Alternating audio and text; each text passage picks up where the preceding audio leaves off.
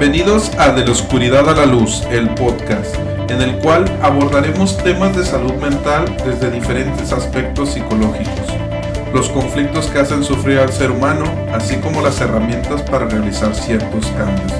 Trataremos de responder las preguntas: ¿qué hace sufrir al ser humano? ¿Cómo hacer desaparecer esos conflictos? Acompáñanos. Hola a todos, bienvenidos nuevamente a una charla más de nuestro podcast De la Oscuridad a la Luz. El día de hoy tenemos un tema interesante, un tema fuerte. Decidimos titularlo Silencio Roto, rompiendo el tabú de los abusos sexuales en menores. Tiene como objetivo arrojar luz sobre una problemática crucial, pero a menudo es algo ignorada, ¿no? Que son los abusos sexuales en menores. Por esta razón les queremos dejar saber que el contenido de esta charla va a ser un poco fuerte, va a tener un poco material sensible, para que lo manejen a discreción, ¿no? Si algo se te mueve, si de repente al escuchar esta charla llega un recuerdo, estamos tocando fibras sensibles, es muy importante que sepas que no estás solo. Te puedes poner en contacto con nosotros por medio de la página de Facebook, Instagram, cualquier página o red social de las que manejamos. Nos puedes mandar un mensaje. Entonces, lo que haremos en esta charla es explicar los aspectos más importantes relacionados con los abusos sexuales en menores, destacando la urgencia de abordar este problema y proporcionar herramientas de cómo apoyar a las víctimas. Para desarrollar esta charla nos va a acompañar una compañera, amiga, colega. Oli, muchas gracias. Yo encantada de la invitación, de participar, de poder aportarles un poquito. No es como el conocimiento, no es la panacea, es información genérica que sirve para identificar y dar apoyo. Más que nada es eso, es la intención. Mi nombre es Lupita, un gusto nuevamente formar parte de la experiencia. Muy bien, entonces hoy nos acompañará Lupita, hoy estará con nosotros y juntos trataremos de charlar este tema que es un poco a veces difícil de abordar. Lo difícil es porque no hay manera sensible de poder tocar este tema. La información que se va a charlar va a ser información, lo vamos a tratar de manejar con prudencia, pero sensibilidad sería un poco difícil manejarla. Ya iremos viendo cómo se va desarrollando. Nuestra charla tiene la intención de llamar la atención de la audiencia, creando conciencia sobre todo y promoviendo la que es la prevención, ¿no? Ese es el objetivo de esta charla, promover la prevención, así como la importancia de romper el silencio, ¿no? Ese es nuestro objetivo de esta charla, romper el silencio y cómo realizar una detección temprana de lo que son los abusos sexuales. Para esto, antes de empezar de lleno a lo que es la charla, me gustaría a mí contarles un cuento, ¿no? Es un cuento con la intención de causar reflexión en ustedes que nos están escuchando, de que ustedes se pongan en este papel, de que ustedes visualicen, concienticen la importancia de lo que es este tema. Entonces, había una vez una pequeña niña llamada Valentina, de cabellos dorados y ojos llenos de inocencia. Valentina vivía en un tranquilo pueblo rodeado de colinas y bosques. Era una niña alegre y curiosa, siempre jugando y explorando el mundo que la rodeaba. Sin embargo, detrás de su sonrisa radiante, Valentina ocultaba un secreto oscuro. En su corazón yacía un dolor silencioso que amenazaba con apagar su brillo. Valentina había sido víctima de abuso. Alguien en quien confiaba había traicionado su inocencia y la había lastimado. Sus padres, Alicia y Juan, notaron un cambio en el comportamiento de Valentina. La niña, una vez llena de energía y entusiasmo, se volvió callada y retraída. Evitaba el contacto físico y se mostraba temerosa ante situaciones que antes disfrutaba. Su confianza había sido quebrada, pero su voz permanecía silenciada por el miedo y la vergüenza. Alicia y Juan, preocupados y sin comprender completamente lo que sucedía, buscaron respuestas. Investigaron y se educaron sobre los signos del abuso en menores. Se dieron cuenta que la conducta de Valentina Era un llamado desesperado de auxilio. Su tranquilidad había sido perturbada y su inocencia robada. Con esta nueva comprensión, Alicia y Juan decidieron romper el silencio. Hablaron con Valentina, con amor y paciencia, y le aseguraron que ella no era culpable de lo sucedido. Le prometieron que estarían ahí para protegerla y que buscarían justicia. Valentina, con lágrimas en sus ojos, se sintió escuchada y comprendida por primera vez en mucho tiempo. La oscuridad que la rodeaba comenzó a disiparse gradualmente, dando paso a un rayo de esperanza. Alicia y Juan denunciaron el abuso a las autoridades y buscaron el apoyo de profesionales en salud mental especializados en el tratamiento de víctimas de abuso en menores. Juntos, como familia, iniciaron un proceso de sanación, reconstruyendo los cimientos rotos del corazón de Valentina. Bueno, este es el pequeño cuento, con la intención, pues como les decía al principio, de crear esta conciencia, ¿no? ¿Qué piensas tú, Lupita, de este cuento? ¿Qué te pareció? En un mundo ideal, en una interacción ideal, en donde la crianza ha sido, digamos que, buena, sana, saludable, y aun cuando no, es una meta que se puede alcanzar, el cuento, tal cual. Infortunadamente, Beto, vivimos en México, la cuna del abuso sexual infantil, en donde tenemos sedes de turismo sexual, en donde llegan turistas precisamente justo a eso, ¿no? A hacer uso de servicios de menores de edad, donde los niños son tratados incluso por los propios padres, son negociados como tal cual, prendas, como objetos. Entonces es complicado. Creo que para ahondar un poquito en tu ejemplo del cuento, vamos estableciendo qué se considera abuso. O sea, qué se puede identificar como abuso. Bueno. Porque pues todos se pueden imaginar como una violación, se puede imaginar alguna perpetuación, mutilación de este tipo. Y la realidad es que no, que el abuso se percibe desde el menor de una manera diferente. Entonces, si te parece, bueno, si te agrada la idea, identificamos que es así. Porque hoy vamos a hacer énfasis un poquito en el abuso sexual enfocado a niños. A niños, ¿va? Así son las siglas de abuso sexual infantil. Y bueno, esta es la abreviatura a la que corresponde. Se define abuso como todo aquel contacto e interacción entre un niño, al que se denomina víctima, y un adulto, al que denominamos agresor. Donde el adulto usa al niño para estimulación sexual propia o de otros. El abuso sexual puede ser cometido también por una persona menor de edad, significativamente mayor al niño, y el menor puede creer que es consensuado. Entonces, estamos hablando de 3 factores importantes. Uno es la edad. Es importante que, aun cuando sean menores, 16, 17 años, hay una posibilidad de que sea un abuso. ¿Okay? De que la mayoría de abusadores se encuentran en la familia y de que los abusadores pueden ser ligeramente menores a la víctima. Ahora bien, ¿qué identificamos como formas de abuso? Al menos en el Código Penal, o si tenemos algún escucha que sea abogado y nos quiera complementar la información. En México, lo que se considera y se pena como abuso es el exhibicionismo, ya sea que te muestres desnudo ante un menor, las caricias, los manoseos, la estimulación a un menor, o forzar que un menor se estimule frente a ti. Las comunicaciones obscenas, que pueden ir desde mensajes de texto, videollamadas, fotos, producir y compartir, poseer inclusive, imágenes en donde participen menores, de índole sexual, ¿no? A lo que se identifica o se reconoce como pornografía infantil. Igual, pues, tal cual como son las relaciones de cualquier tipo entre un adulto y un niño. Y como te comentaba anteriormente, la diferencia de edades puede ser que el niño crea que hay consentimiento. Pero pues ya más adelante lo trabajamos, es cómo identificar eso que se denomina grooming. ¿Va?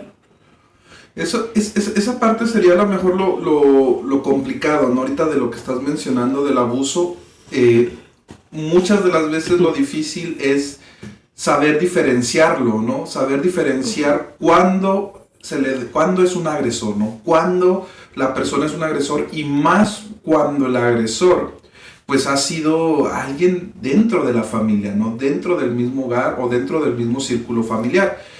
Para ampliar un poquito más esta información de la que también de la que mencionaba Lupita, por ejemplo, a mí me gustaría dar este dato, ¿no? de lo que es una encuesta nacional que hizo el INEGI sobre la dinámica de las relaciones en los hogares. Fue realizada en el 2019 y se encontró que el abuso sexual en menores, el 18.3% se da en las mujeres y el 7.6% se da en los hombres, ¿no?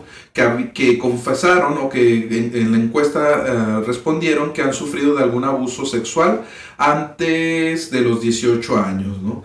Hay otro dato de lo que es el abuso intrafamiliar, que da el dato de que es el 34.1% de las mujeres lo ha sufrido y el 24.8% de los hombres encuestados indicaron que sufrieron algún tipo de abuso por parte de un miembro de su familia antes de los 18 años. Entonces, estos números son del 2019, ¿no? Ya después del 2019 pues se dio la pandemia, muchas encuestas, pues muchos datos quedan todavía inconclusos, no se han actualizado mucha información después de la pandemia. Pero es importante tener en cuenta que en efecto, o sea, la mayoría de los abusos, como se dan cuenta en estos números, pues se dan más de las veces dentro del círculo familiar, no son abusos intrafamiliares, y eso es lo que lo hace pues un poco complicado de poderlo detectar. Sí, claro. Sobre todo que, por ejemplo, yéndonos a datos todavía mucho más escabrosos, ¿cuánto se pudo haber potencializado en pandemia? Donde no había denuncias, donde no había testigos, donde no había... La mayoría de abusos cuando son pequeños son fáciles de identificar por los síntomas que presentan. Entonces, alguien se da cuenta. Alguien que tiene este poquito de noción de información se da cuenta, dígase la maestra, la tía, la abuelita, que ve un cambio considerable en la conducta del niño y dice, pues es que aquí algo está pasando. Pero en pandemia, que no tuvimos contacto con nadie, en donde probablemente las víctimas estuvieron encerradas con el abusador 24/7, es muy fuerte, es una situación complicada con la que actualmente nos vamos a topar en consultas, en consultorios, en la calle, en gente que está sacando todo estos 2 años de violencia que vivió en ese momento. Sí, y ahorita mencionabas algo muy importante, ¿no? Por esta razón, la importancia de esta charla, ¿no? ¿Cómo nos damos cuenta, no? Muchas de las veces nos damos cuenta de los padecimientos a nivel psicológico, ¿no? Desde nuestra área, a nivel psicológico, a través de los síntomas, ¿no? Es lo mismo que hace, por ejemplo, un doctor. Un doctor, ¿cómo se da cuenta de la enfermedad que padece su paciente? A través de los síntomas, a través de estudios, a través de análisis que le hacen a la persona para descartar o para ver cómo se va a hacer el tratamiento. Entonces, ¿qué síntomas podría presentar una persona, un niño o niña que ha sufrido abuso sexual? Entonces vamos a hablar un poquito de lo que son los síntomas. Me gustaría empezar a ir abordando estos síntomas. Ok, voy a regresar a tu ejemplo, ¿no? Valentina era una niña caracterizada particularmente por ser llena de energía. Todos tenemos como que esa visibilidad todos conocemos a ese niño que no se calla, que se recarga con pilas solares, que brinca, que juega, va y viene, sube y baja. Y de repente se le acaba la energía y solo quiere dormir. Y también es considerar, ¿no? Porque muchas veces cuando el abuso sucede entre los 10 y los 12 años de edad, dices, es que claro, está entrando en la adolescencia, está creciendo, por algo quiere estar encerrado en su cuarto, pero algo ya no habla, ya le entró la pubertad. Sí, si bien hay síntomas característicos, nunca está de más descartar esos cambios radicales de comportamiento de la noche a la mañana. De manera psicológica, para la identificación de estos hay 2. Tratamos, como bien dice, se requiere de un trabajo colaborativo en donde se requiere trabajar con especialistas médicos y psicológicos. Entonces, de manera psicológica, o los cambios que puedes notar pueden ser pesadillas. Los niños empiezan a tener pesadillas o miedos irracionales que anteriormente no tenían. Orinarse en la cama, hacerse pipí en la ropa, popó en la ropa, dolores abdominales, de cabeza, mareos, lumbares. Recuerden que su complexión es pequeña. Regresiones. Las regresiones las van a visualizar en que, pues a lo mejor el niño no se chupaba el dedo y empieza a chupárselo nuevamente. O se muerden las uñas, que también es como un síntoma muy común de ansiedad. El dolor estomacal es un síntoma de ansiedad. Y la impulsividad. No nada más es como, se van a retraer. Hay dos vertientes. Hay niños que a lo mejor por su carácter se van a poner en modo introvertido y va a haber niños que no, va a haber niños que van a explotar, que no van a saber cómo, y van a ponerse agresivos y de repente ya son más desafiantes y más activos y más, son los groseros, que de repente te portabas tan bien y ahora ve cómo contestas, ve lo que haces. Entonces, sin embargo, es de considerar porque muchos de estos cambios coinciden con la visita, con reuniones, en donde ellos han estado en interacción con otros adultos.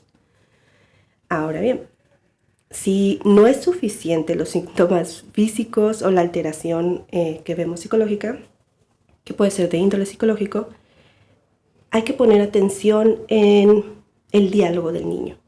El diálogo del niño que ha sido abusado, por lo regular, va a ir a un denotativo negativo, en donde él se minimice. Entonces, soy malo, nadie me va a querer, soy estúpido, es mi culpa, debo de haberlo querido, constantemente se están culpando, no quiero ser yo, me odio, constantemente se cuestionan si han hecho algo malo, son incapaces o se creen incapaces de generar amor, de que alguien los ame condicionalmente. Entonces, si bien no notas alguna alteración física, alguna alteración en su rutina, poner un poquito de atención en su diálogo, de qué platica, a qué juega, con quién platica.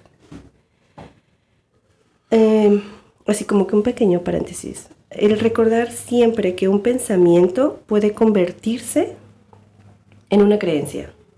Y estas creencias posteriormente salen a definir la identidad de cada individuo o se arraigan tanto que las creemos verdad. Entonces son ideas que terminan siendo nuestras realidades, se materializan. Por eso es importante observar el diálogo y el cambio de comportamiento. Igual hay que recordar que también estos síntomas que se mencionan, no es como un tipo listado, no es como que, si el niño va experimentando todos estos cambios físicos, del habla, de su personalidad, cognitivos, pues ha sido abusado, ¿no? No estamos tratando de decir eso, estamos tratando de estar alertas, ¿no? Estar alertas a estos focos rojos. Y que no son lineales, ¿eh? No es como que todos los niños lo van a presentar y en ese orden y por esta situación. No, pero como dices tú, es el estar alerta de si mi hijo no hacía esto, mi sobrinito no hacía esto, mi alumno no hacía esto y de repente algo pasa, algo cambia. Es estar alerta ahí. Así es, algo cambió y es acercarse, ¿no? La importancia de poder acercarse y estar al pendiente de estos cambios. Decía ahorita Lupita algo muy, muy interesante y es cierto, porque la transición más fuerte, en una de las charlas lo mencionábamos, esta parte de lo que son las crisis a través del desarrollo de la vida humana. Una de las crisis más fuertes que vive el ser humano, o que vivimos todos como ser humano, es la cuestión de... Perdón, de repente me deshumanizo para no sentir. Vuelve a su estado alien. Entonces, una de las crisis más fuertes que vivimos como seres humanos es la transición de la infancia a la adolescencia, ¿no? Y en esa transición hay muchos cambios de los que mencionaba ahorita Lupita, ¿no? Hay un cambio de personalidad radical, hay cosas que nos dejan de agradar, hay cosas que de repente ya estamos hablando otro tipo hasta de lenguaje, estamos usando otro tipo de palabras, pero es muy importante nada más estar al pendiente, ¿no? De estos síntomas para poder saber qué es lo que está pasando, ¿no? Entonces es complicado a veces detectarlo, es complicado saber, y más, sobre todo en la actualidad, ¿no? Que estos adolescentes están más expuestos a lo que es las redes sociales, el internet, todo este tipo de información que bombardean en muchos ámbitos o en muchos aspectos al adolescente y pues a todo niño, ¿no? Ya no tanto el adolescente, ya hoy yo pienso que la adolescencia o la edad de la adolescencia ha disminuido, ¿no? Si antes se creía que después de los 12, pues yo pienso que ya desde los 10 años ya están pensando, hasta de edades más chicas, ya tienen otra mentalidad diferente. Pero muchas de las veces este tipo de contenido e información pues se puede convertir en hipersexualización. Esta hipersexualización pues llega a la mente del niño, ¿no? Entonces vamos a hablar un poquito de este término, ¿no? ¿Qué entiendes tú, Lupita, por este término de hipersexualización? Parte de la hipersexualización es el hecho de que los niños tomen como normal, como algo, como una meta alcanzar el ser deseados. O sea, velo así. Imagina una pequeña, una chiquita de 4 o 5 años en donde constantemente está sobreestimulada o estimulada en el cómo debe de verse un cuerpo, cómo debe ser un cuerpo, cómo debe ser una cara. O sea, si no tiene ciertos rasgos físicos, de color, de cabello, es un bombardeo de marketing en los niños, el cómo deben ser. Entonces, ¿qué pasa? Pues que yo quiero ser, yo quiero alcanzar, yo quiero sentir esa aceptación. Creo que la hipersexualización va por el lado de normalizar el que los niños se vistan de una manera que no corresponde a su edad, que tengan conocimiento de temas que no corresponden a su edad. Por ejemplo, un niño de 6, 7 años que te empiece a hablar sobre masturbarse, por ejemplo, es como, ¿de dónde aprendiste eso? Sabemos que los niños a cierta edad también logran interactuar y conocer su cuerpo y quieren conocer su cuerpo, hacer contacto, pero que te lo verbalice, que pueda conceptualizar esa idea, ahí es donde está complicado. Y como dices tú, hay mucha información o mucha desinformación. ¿A qué debe de aspirar un niño? A ser amado. Sí. Un niño debe asumir que es amado, que es aceptado, que es querido, que no necesita modificar su imagen, su cuerpo, su cabello para ser atractivo para alguien, para que alguien lo desee. Porque, vamos, o sea, no es el mismo concepto que nosotros como adultos tenemos de deseo que lo de ellos. O sea, justo por eso existe un proceso de desarrollo en donde se van definiendo esos conceptos. De magnificar y sexualización. Tal cual.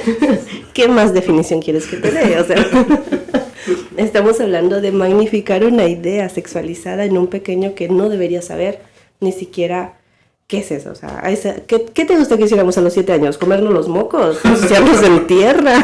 O sea, no había más concepto de eso. O sea, yo sabía que eras niño porque pues me dijeron que tú eras niño. Yo sabía que era niña porque yo soy niña. Pero a eso de que, ya me gusta tal persona o a mí me gusta tal cantante, ¿hacia dónde va? ¿Hacia dónde pinta? ¿No? Este también sería un llamado a revisar qué información estamos dejando que vean. Sí, esto también es un síntoma, ¿no? Es un síntoma, nos podríamos poner aquí a debatir, ¿no? Es un síntoma que afecta a la sociedad, ¿no? Que viene de la casa, o es la sociedad que está afectando la casa, ¿no? Podríamos pensarlo en estas dos corrientes, pero sin duda la hipersexualización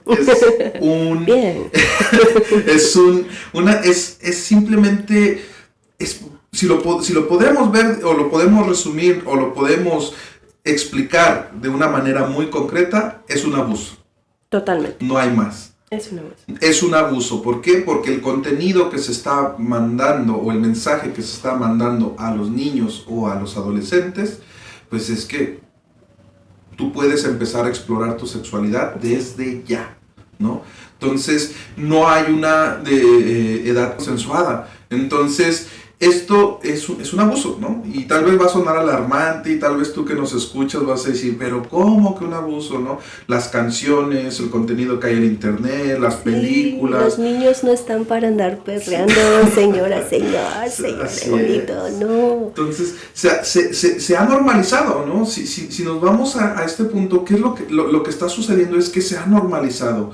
Se ha normalizado lo que es pues este tipo de contenido. No se habla, no se expone, y si se expone desde aspectos totalmente tergiversados, ¿no? Donde no se aclara realmente estos datos. Por ejemplo, estos datos, y ahorita el dato que mencionaba Lupita, se me hacía bien interesante, ¿no?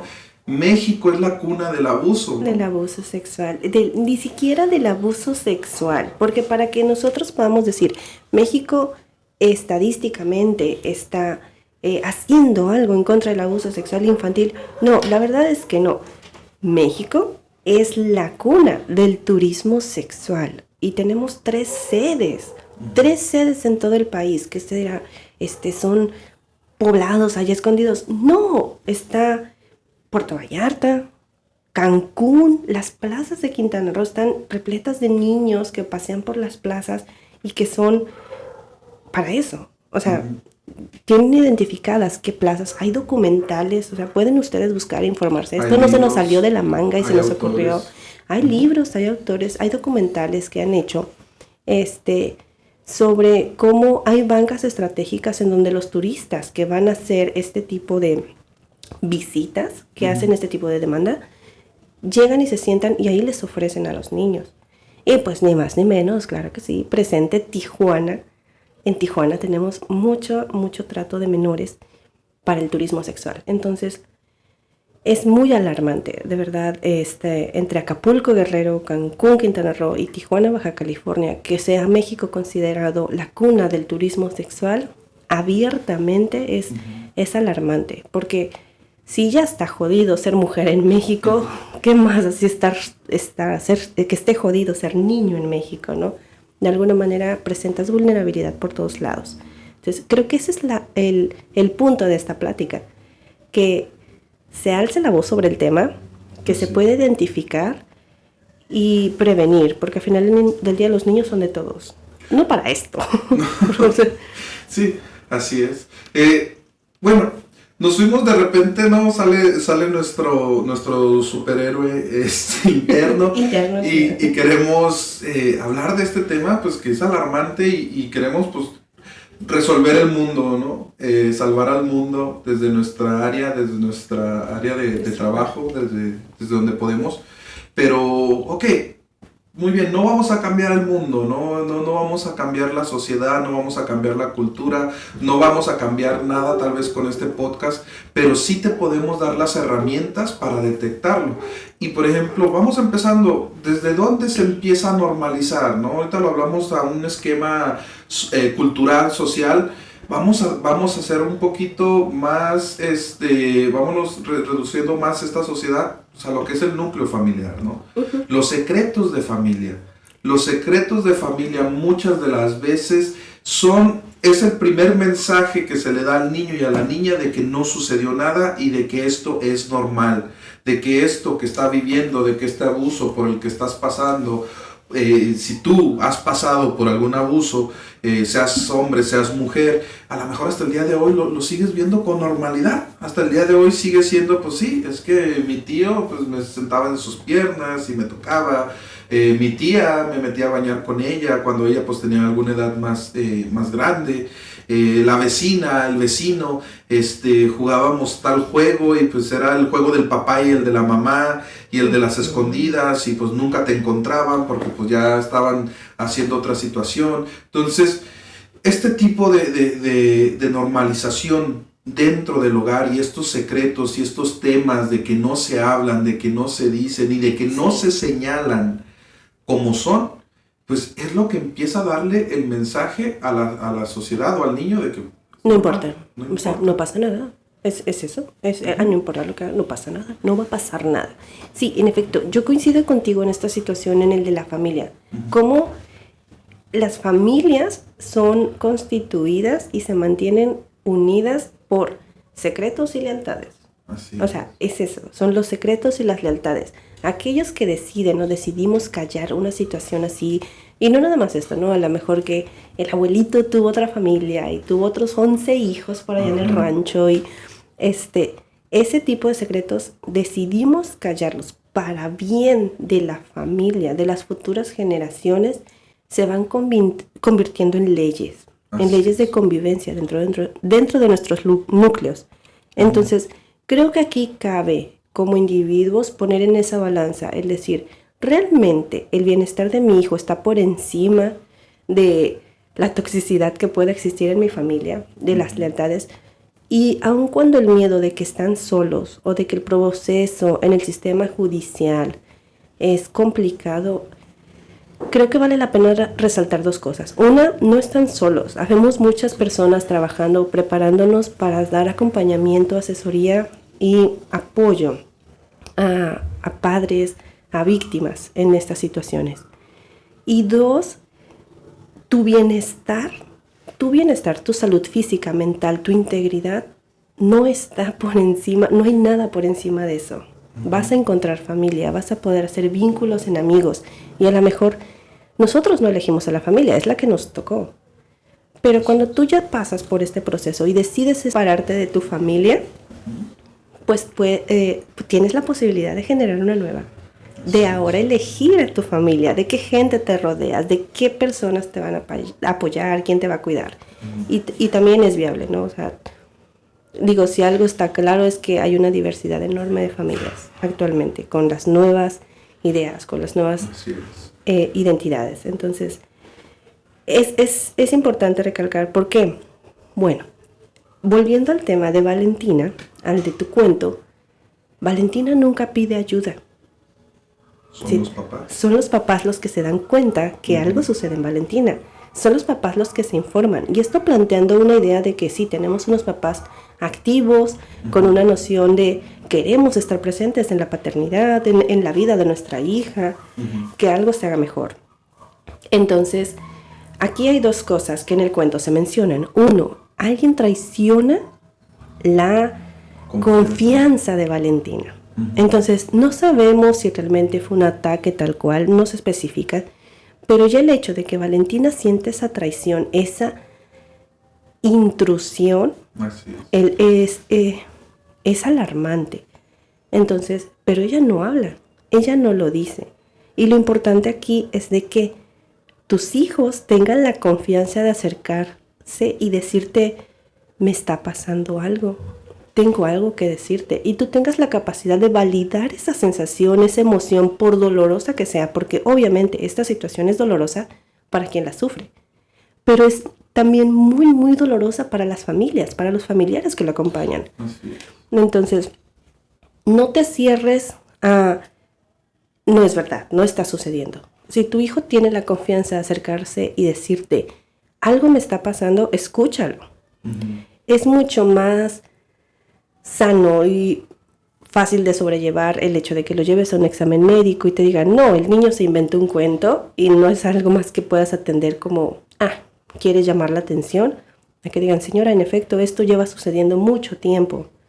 Entonces, no se cierren a escucharlos. Si hay un grito desesperado de ayuda, escúchalos. Pon atención en eso. Lo difícil aquí, hablando a lo largo de otras charlas, ¿no? Venimos hablando acerca de esto en otras charlas, ¿no? Síntomas de los traumas, de cómo se manifiesta la represión, de cómo a veces el dolor de estos traumas puede ser muy grande y uno los reprime. Entonces, lo difícil de poder detectar el abuso dentro de un núcleo familiar es que a veces el padre o la madre en la cultura mexicana o en nuestra cultura viene arrastrando sus propios abusos. Sí, claro. Viene arrastrando sus propias situaciones que hasta la edad de adulto, siempre que hablo de edades me meto en problemas, pero una edad de adulto, si tiene 18, si ya tiene identificación y puede cooperar para la borrachera, es un adulto. Es adulto.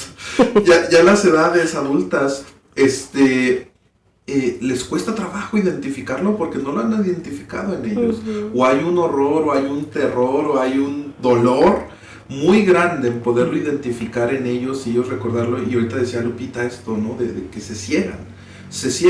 Pero por encima, decía ahorita una frase que me gustó, ¿no? ¿Qué tanto por encima el silencio vale que por la salud de tu hijo, ¿no? Totalmente. ¿Qué tanto este silencio y me callo por miedo voy a dejar que el abusador siga abusando, ¿no? Porque muchas de las veces se ha escuchado y es típico muchas de las veces dentro de las familias que muchas de las veces ese es el padre el que abusa, ¿no? Es el padre el abusador, es el tío el abusador, es el abuelo el abusador. Es el hermano. Es el hermano, es alguien muy cercano. Ahorita que mencionas esto del hermano, ¿no? ¿Qué pasa, no? ¿Qué pasa cuando tal vez un niño más grande abusa a un niño más chico, ¿no? Mira, hablando de las edades, compartiendo con esto de las edades, es importante determinar la edad, ¿no? Porque la mayoría de las veces cuando el hermanito es, no sé, ¿qué te gusta? Abusa, el de 12 abusa del de 6, el de 8, ok, voy a repetir. Sí. Cuando el hermanito de 12 abusa del de 6 o el de 8, no estamos hablando de una víctima, Beto, estamos hablando de dos. Okay. Es decir, el niño de 12 ya vivió un abuso por el cual necesita saber cuál es la necesidad que motiva a su agresor a generarle ese dolor. Entonces, bueno, ¿qué hago? Lo repito y lo llevo a cabo con alguien más pequeño que yo, alguien mucho más vulnerable que yo, para ver qué es lo que él siente o por qué me está infringiendo esto. Entonces, en el núcleo familiar o en la situación familiar es complicado, se puede ver muy complicado, porque, por ejemplo, vamos a verlo desde los 3 ámbitos, ¿no? De la víctima, del hermanito pequeño de 8, él va a estar en esta ambivalencia de no quiero al abuso, no quiero que el abuso se detenga, pero no quiero perder el amor de mi hermano. Entonces, puede que esté enojado con el hermano, puede que esté enojado con los papás. Porque, aunque los papás ni enterados estén, pero está enojado con los papás porque no están haciendo algo al respecto para protegerlo. En el caso del de 12, es, si ya me lo hicieron a mí, voy a tratar de sacar esto o de saber por qué está sucediendo con alguien más. Y en el caso de los papás, es en el, ¿a quién apoyo? ¿A quién ayudo? O sea, al final del día los dos son mis hijos. Entonces, te voy a dar un ejemplo que sucede, por ejemplo, aquí en México, en el sistema de integración familiar, en el DIF. Lo que se hace es que el proceso se lleva al hermanito mayor, se lleva al agresor, extrae al agresor, bueno, o dependiendo del caso, del núcleo familiar, y lo atienden en una parte. Entonces, los papás tienen el trabajo de entrada, vivir el duelo y el dolor de que esta situación se esté llevando en casa. 2, el saber de dónde surge este abuso en el hermano mayor. O sea, si no fue uno de los padres, ¿quién fue? ¿Quién desata esta situación? Pero por lo regular, cuando son abusos entre hermanos menores,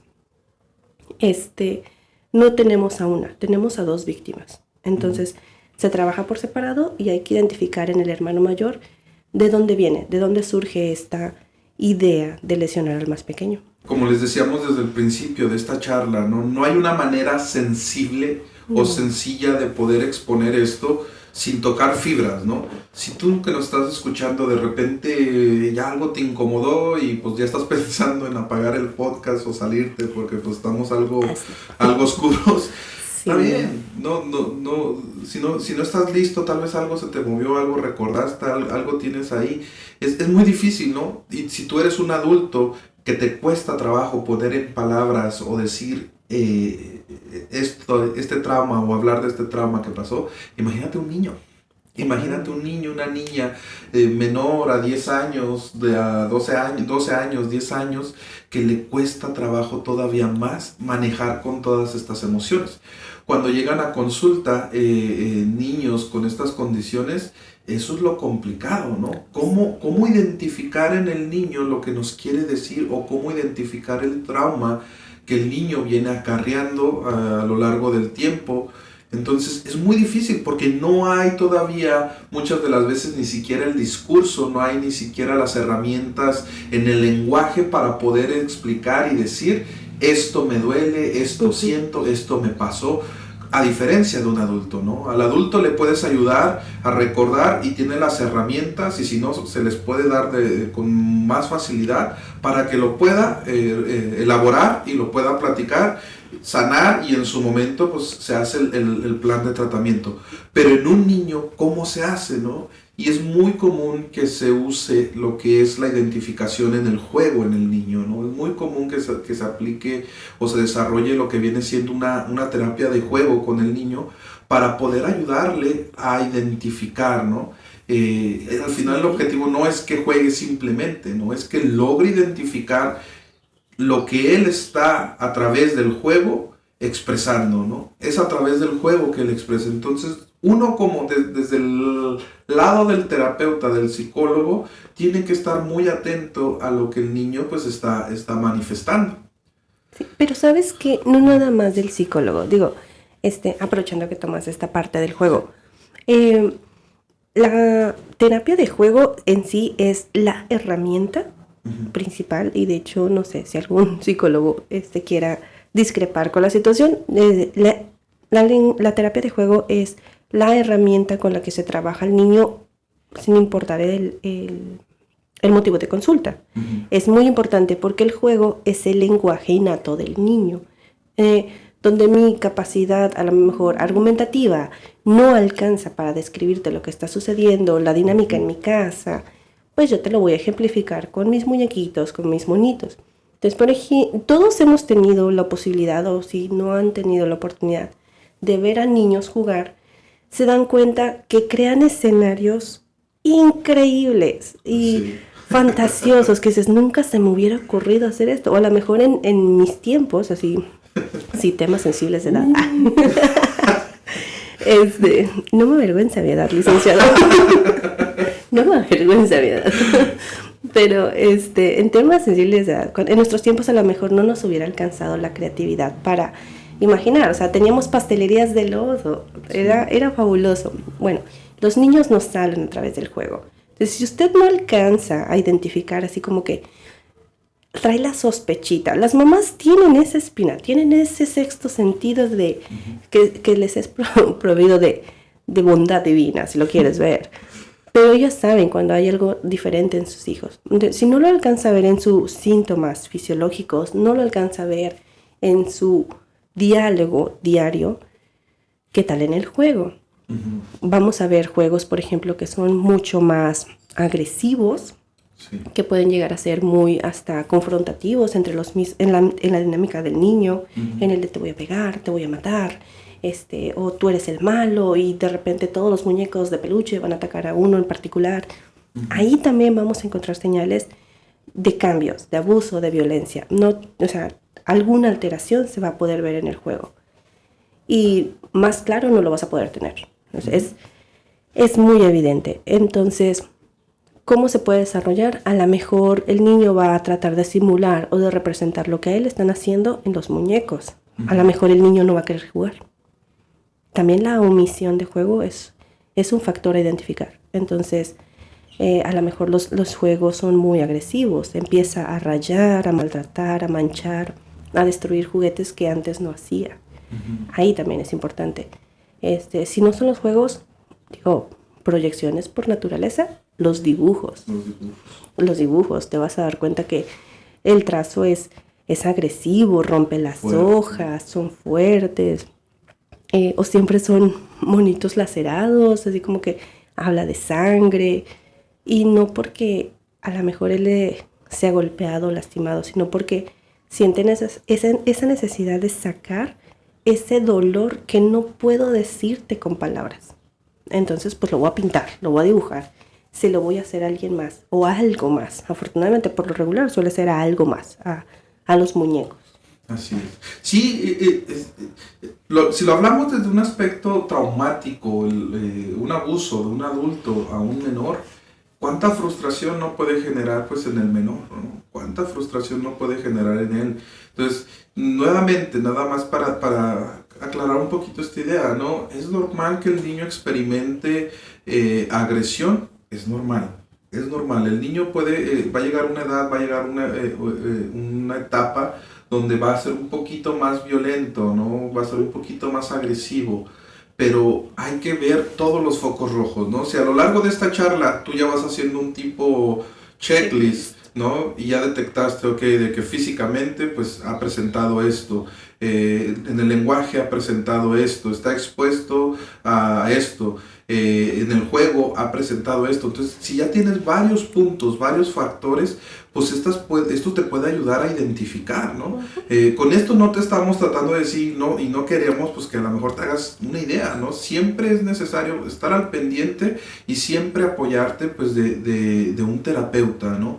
De un terapeuta, llevarlo a que le hagan una evaluación psicológica, como decía ahorita Lupita, ¿no? Muchas de las veces lo primero es llevarlo con el médico, y a lo mejor el médico pues te dice si no, siendo mujer, siendo niño, si tiene características físicas de algún abuso, y pues a veces se puede complicar, ¿no? A veces decíamos, hay tantas maneras de interpretar el abuso, no nada más es el adulto con el menor. Muchas de las veces puede ser la exposición a estas información que se está promoviendo a través de las redes, y muchas de las veces dentro de tu propio hogar, por las circunstancias que estás viviendo, por la cultura o la creencia que tú tienes, tal vez tu hijo sigue durmiendo en tu cama, sigue estando en el mismo cuarto, ¿no? En el cuarto donde a lo mejor tú con tu pareja pues tienes relaciones sexuales, ¿no? Y donde pues tienes pues tu actividad sexual con tu pareja, y de repente esto también pues Es exposición. inconscientemente y sin querer, ¿no?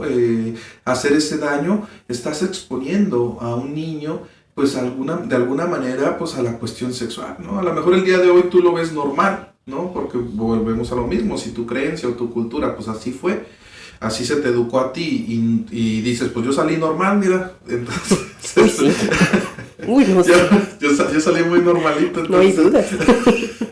O sabes qué, o lo minimizas en el de, ay, está chiquito, no se da cuenta.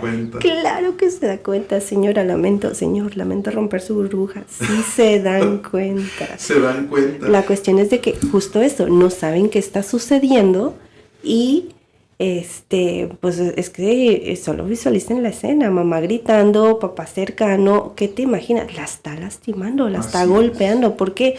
Porque es una edad pequeña, en su inconsciente no puede generar esta idea de que ese tipo de agresiones o de actividad genere un placer. Para él algo le está haciendo, le está lastimando, entonces puede generar un concepto diferente, que conforme va creciendo, lo va normalizando, lo va desarrollando de una manera totalmente deformada. Sí. De hecho, ahorita que mencionas eso, me estaba acordando de un video que miré en Instagram, donde está el papá y entra al cuarto, y pues, ya es de noche, ¿no? Entra el papá y le dice a la pareja, tu hija está llorando, necesitas ir a atenderla, ¿no? Y le dice la mamá, ¿por qué? Dice que te escuchó gritar, que si estás bien.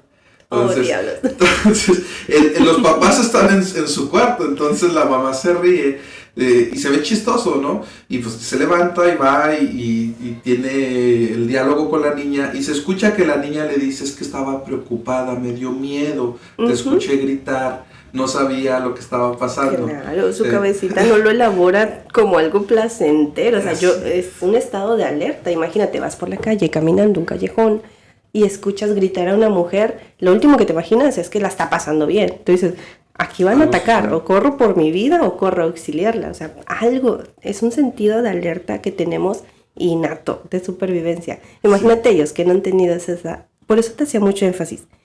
Es importante que el desarrollo de tal edad a tal edad se lleve de una manera adecuada, sobre todo con la comunicación. No es lo mismo una comunicación abierta sobre tu cuerpo, sobre la sexualidad, sobre las preferencias, a una sobreexposición a material que no corresponde a la edad. Es inadecuado. Es como, ¿para qué les llena el disco duro de cochinadas y todavía ni lo entienden? ¿Para qué? Sí, se va a saturar. Entonces, muchas de las veces lo difícil de esto es que tal vez tú mismo, como padre o madre, y lo voy a poner así, ¿no? Lo voy a plantear así porque, para poder tocar esta parte, pero tal vez tú como padre o madre terminas siendo el agresor, ¿no? Ujú. Terminas siendo el mismo agresor sexual, de alguna manera, en la vida de tus hijos, ¿no? No con esto quiero pues, dejarlo así de que, ok, entonces ya no tengas sexo, ya no, tal vez no tienes las posibilidades, ¿no? La intimidad, sé que pues a veces las dinámicas de pareja puede ser muy complicada, puede ser muy difícil, se atraviesan por muchas situaciones, pero... Véanlo como la invitación a ponerse creativo. Sí. O sea, véanlo no como la limitante a, es que estos chamacos nos van a escuchar. No, véanlo como la invitación a usar la creatividad. Oiga. Sí. Póngase creativo con la esposa, con el esposo. Así es. Y la intención es esa, la intención decía ahorita Lupita al principio de la charla, decía, muchas de las veces el mensaje que uno le tiene que dar a los hijos es de amor y cuidado y darle la confianza de que cuando suceda algo o un abuso más fuerte, el hijo o la hija tenga la confianza de poderse acercar a ti y dejarte saber pues lo que está experimentando pues no es de su agrado. Entonces, el primer filtro siempre va a ser el papá, la mamá, el papá y la mamá. Siempre somos los primeros filtros ante situaciones como esta. De ahí en más es empezar a detectar qué tipos de agresores pueden existir, ¿no? Para poder identificarlos. Claro, complementando la información de que ya les compartimos más o menos un poquito de qué alteraciones podemos ver en los niños, qué puede cambiar, vamos a darles un poquito de información así a grosso modo de el tipo de ofensores con el que podemos topar. No es como para que vaya toda la vida buscando ofensores fuera, sino para que identifique ciertos comportamientos y logremos diferenciar uno de otro. ¿Por qué? Porque se habla de, por ejemplo, de pederastas y de pedófilos. Y se asume que como ambos son agresores o ofensores sexuales a menores de edad, es lo mismo. Y no es lo mismo. No es lo mismo. Estos agresores se distinguen en dos grupos, ¿no? ¿Okay? Están los pasivos, que son agresores que evidencian conductas violentas, justo eso, agresivas, que pueden ser de tipo físico, verbal, psicológico. Cuentan con una búsqueda más egocéntrica de poder descargar control, ira. Suelen mayormente enfocarse en víctimas vulnerables, entonces no suelen diferenciar entre mujeres o niños, simplemente a veces lo toman como por oportunidad. Y son muy evidentes. Usualmente son los que van a ver en CSI, FBI, estas series de, ay, sí, agredió el psicópata, claro. Son más fáciles de ubicar, sobre todo porque sus características son muy evidentes. Y a ellos los podemos, entre este grupo se encuentran los pederastas. Los agresores pasivos, y yo se los compartía tanto a Beto como a otros compañeros, para mí son los más peligrosos, porque son aquellos que pasan desapercibidos. Son muy difíciles de identificar y son el grupo de los pedófilos. La pedofilia es una parafilia. De hecho, en Estados Unidos hay el tratamiento que se le da a este tipo de agresores suele ser hormonas. Les inyectan hormonas para disminuir su líbido, justo porque está dentro de sus instintos, es como algo que ellos no pueden contener, es algo que ellos ya tienen mal de código, de nacimiento, de surgimiento, y no lo pueden contener. Sin embargo, es alarmante sus pensamientos, porque son los que utilizan la inocencia, la dulzura, son estratégicos, son meticulosos y son muy pacientes, muy pacientes. Este ofensor se ve estimulado por el uso de fantasías, siendo esto lo que le desencadena el placer. Entonces, estamos hablando de que los activos buscan el placer en el control y el poder. Entonces, estos no. Estos encuentran placer en las fantasías que generan en el niño, a través del niño, del contacto con el niño. Entonces, pues van a ser normalmente muy amables, van a ser muy... son personas que constantemente quieren estar rodeadas de niños. Esa es su fantasía en general. Preparar un mundo, saben de videojuegos, saben, sí. Y es muy marcada su edad. Es muy evidente que, por ejemplo, son adultos que tienen todo el contexto que le puede interesar a un niño, la plática. Uh-huh. De hecho, hay una página, en Estados Unidos los tienen identificados como sí. ofensores sexuales. Es fácil reconocerlos, es algo que ojalá pudiéramos implementar en México, ¿no? Ellos hacen uso de algo que se llama grooming, que es lo que te comentaba al principio. Sí. Es el proceso mediante el cual el agresor prepara a la víctima, ojo aquí, no solo a la víctima, también a la familia y al entorno para poder acercarse al menor y conseguir su cometido. O sea, este agresor, señora, señor, se va a ver como el entrenador buena onda, uh-huh. Se va a ver como el tío súper cariñoso y súper amoroso que te va a cuidar al chamaco y va a buscar estar constantemente a solas con él. Uh-huh. No es una persona violenta o que en sus conductas se vaya a ejemplificar violenta. Muchos pueden ser hasta cierto punto infantiles, uh-huh. Porque pues obviamente necesitan tienen que ser atractivos a los niños y se logran generar confianza en los padres, uh-huh. Al punto en el que sueltan a los niños. Y es en esa vulnerabilidad donde hacen uso de su poder. Porque es eso, el abuso es el mal uso del poder que yo tengo sobre otra persona. Existe un movimiento bastante espeluznante, uh-huh. Que conocido como Minor Attracted Person, uh-huh. Que son personas atraídas por menores. Y buscan hacer legal, normal, ajá. Y malamente, digo, eso me despierta una doble molestia. Uno, porque hacen uso de la lucha de la comunidad LGTB, uh-huh. QAM+, de la lucha que estas personas, esta comunidad ha hecho para que se les den derechos, se les haga tomar en cuenta. Buscan de igual manera ser reconocidos, que sus relaciones como adultos sean reconocidas con menores de edad, o sea, que se han normalizado las relaciones entre menores y adultos. Y en este desarrollo existen dos tipos. Los pro-contact, que alegan y argumentan que un niño tiene la edad suficiente para amar y un adulto la responsabilidad de mantener una relación con todo lo que esto implique. Uh-huh. Dígase caricias, sexo, tal cual se podría desarrollar una relación entre adultos. Y los anti-contact, que sostienen que mientras no se cometa delitos, pueden y estar en completa libertad de expresarse como dicte su corazón. Es decir, mientras no se lleve a cabo el acto, uh-huh. Ellos pueden llevar una relación de cuidado y de pertenencia con el niño. Es interesante esto porque, por ejemplo, vemos mucho esta moda, uh-huh. Porque es una moda, de las niñas, o bueno, yo he visto que son niñas adolescentes, uh-huh. Que creen que es consensuado, 14, 15 años, y salen con el morro de 18, de 20, yo salgo con uno de 24. Bueno, no yo, no, o sea, la niña. No, Dios me libre. Bueno, la niña sale con un chico de 24 años, ella siendo menor de edad, y cree que al estar con él, que el llevar a cabo esta relación con él es consensuada, y la verdad es que no.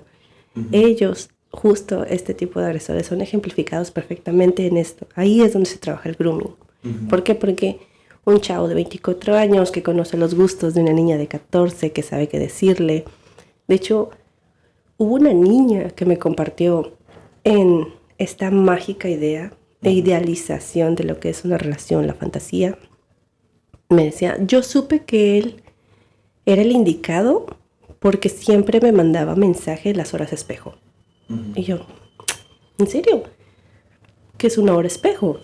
Me decía, sí, mira, cuando por ejemplo ves el 11:11 y me llegaba un mensaje de él. Y me decía, o llegaba 12:12 o en la tarde, decía como, no sé, 9 de la noche. Uh-huh. Bueno, a las 9:09 le mandaba un mensaje.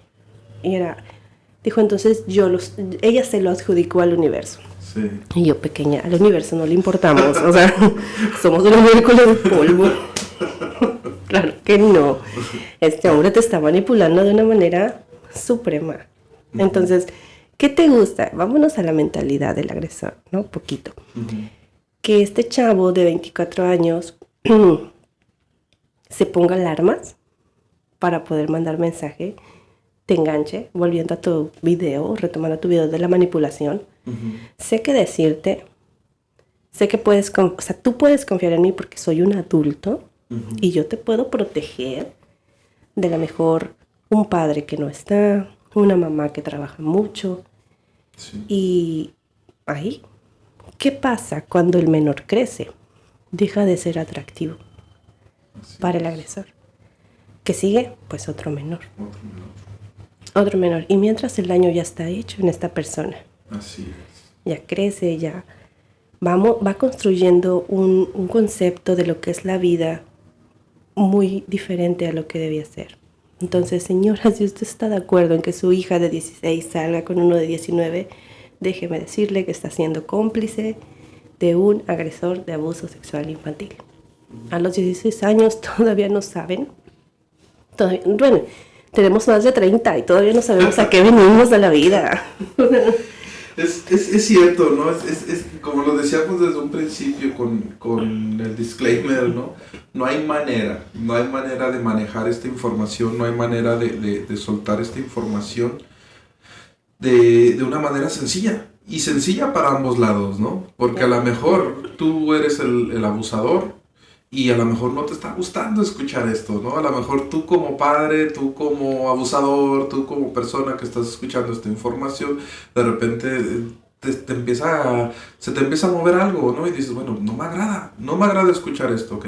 Entonces, algo hay que trabajar, ¿no? Si tú has sido el abusado, entonces, si no te agrada lo que estás escuchando, pues algo hay que trabajar, ¿no? Al final, el objetivo, ¿no? de esta charla, lo decíamos al principio, es darle luz, pues, a esa oscuridad, ¿no? Es darle luz a esas áreas oscuras que a veces no son nada gratas, mirarlas y recordarlas y empezar a hacerlas conscientes. Entonces, ¿qué sucede, no? Ya queda claro, ¿no? Cuáles son los síntomas de una persona que ha sufrido por abuso. Ya quedó claro, de alguna manera, ya se dio esta información de cómo se normaliza, de cómo se va desarrollando, de los tipos de abusadores que hay, ¿no? Entonces, bueno, ya pasó. Ya pasaron 10 años del abuso, 15 años del abuso, 20 años del abuso, o tal vez ya hoy, a través de esto, vas a poder tomar manos a la obra, o manos en el asunto. Entonces, ¿qué sigue, no? ¿Qué sigue para el abusador? ¿Qué sigue una vez que se arroja esa luz a la oscuridad para donde se deja ver todo esto? Sigue un seguimiento terapéutico, ¿no? ¿De qué manera, no? Ya para ir concretando, cerrando esta charla, ¿qué sigue? El seguimiento terapéutico. ¿Cuál es la importancia del acompañamiento para, pues, resignificar el daño, ¿no? No hay otra palabra mejor para describir lo que se va a hacer en el trabajo terapéutico, que es darle un giro, darle un cambio, darle otra idea a ese daño o ese abuso que has pasado, ¿no? No se trata de que vas a ir a terapia y vas a ir a poder gritarle al abusador en su cara lo que te hizo. Muchas veces, y pasa incluso cuando las relaciones se terminan, tú esperas que la persona que te hizo el daño sea la que te cure la herida. La realidad es que no es así. El mundo es injusto. La persona que te hirió un día no va a despertar y va a reconocer, híjole, yo herí a esta persona, tengo que pedirle una disculpa. ¿Y qué vas a hacer con esa disculpa? Entonces, volviendo, por ejemplo, o retomando un poquito el tema de los papás que fueron abusados y actualmente temen que sus hijos repitan este patrón, de manera consciente o inconsciente, yo te preguntaría, si tú sabes cuánto duele, si tú sabes lo difícil que es cargar con esto, ¿por qué dejarías que tu hijo lo cargara? ¿Por qué dejarías que tu hijo pase por este dolor? Entonces, sí, si bien la ayuda terapéutica es fundamental para poder, como dice Beto, no cambiar la idea, no ponerles una idea diferente. Resignificar es más por el lado de hacer uso de esta información a tu favor. Y yo se lo diría a las víctimas, no estás solo, no estás sola, habemos muchas personas preparándonos y no es que nosotros en este momento sepamos todo sobre esta situación, sin embargo nos estamos preparando en el tema para poder ayudar a personas que lo han vivido. No estás solo, habemos muchos interesados en ayudarte, en el bienestar. Y si tienen la oportunidad de decírselo a alguien, escúchenlo, te escucho, te creo, que creo que es lo que toda víctima de abuso necesita escuchar. Te veo, te creo, estoy contigo. No es como que entiendas lo que le está doliendo, que es lo mismo que cuando alguien muere. No lo entiendo, pero aquí estoy. Lo que te necesites, lo que tú creas que yo puedo hacer por ti, aquí estoy. Entonces, entre el proceso terapéutico es dar un significado positivo a partir del suceso. Ya pasó, existe, pero no eres el abuso. No puedes vivir toda la vida como una víctima. Puedes liberarte de eso y convertirte en un sobreviviente. Que si sobreviviste a eso, vas a poder sobrevivir a cualquier cosa a lo largo de tu vida y en el desarrollo. Eres una persona fuerte y no te resta valor. Recuerda que no pudiste haber hecho nada en ese momento que estimulara que una persona hiciera abuso de su poder, que hiciera uso de su poder en tu contra. No. Entonces, como padres, lo que pueden hacer es, señores, no es la conchita, no es el pajarito, no, son partes que tienen nombre.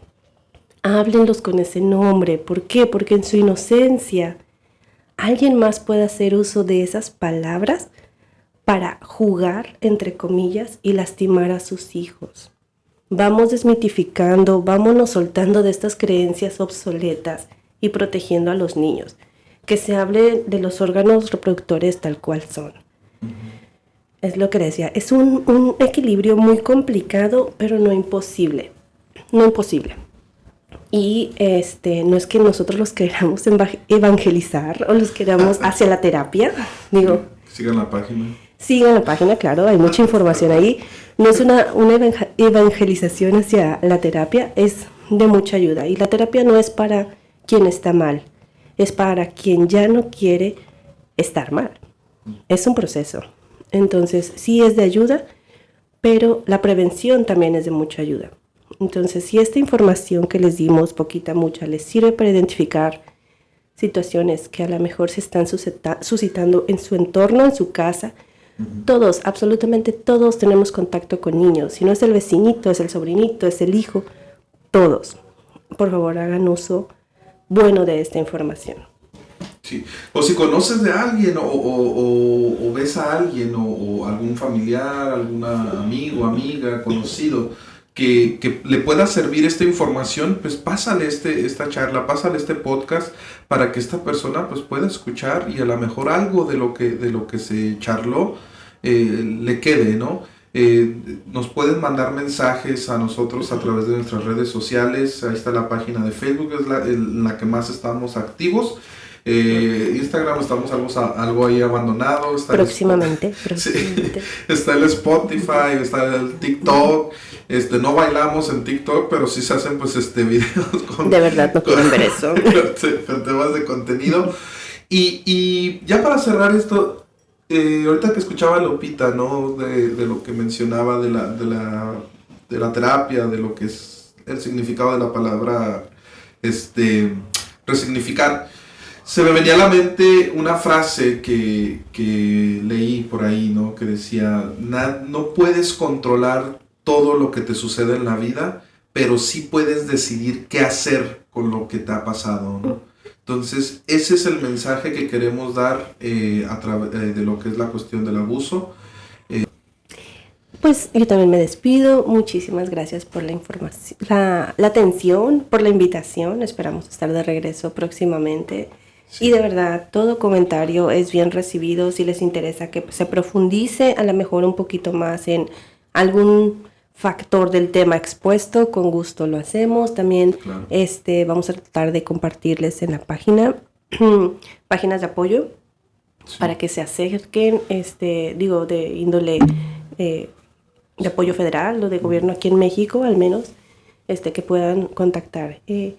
Pues me reitero, muchísimas gracias por la invitación, por la atención y su tiempo. Un gusto acompañarles.